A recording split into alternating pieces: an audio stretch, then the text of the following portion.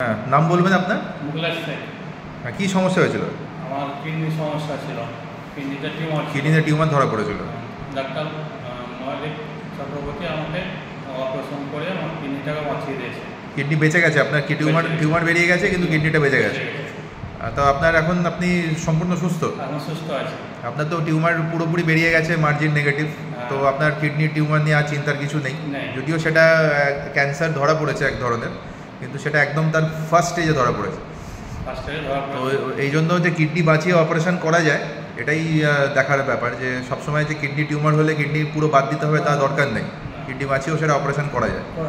তো আপনি এবার এই রোগ থেকে তো এখন মুক্ত হয়েছেন। এবার তবে আপনাকে ফলো আপে থাকতে হবে, রেগুলার বেসিসে এসে একবার করে পরীক্ষা করে দেখিয়ে যেতে হবে।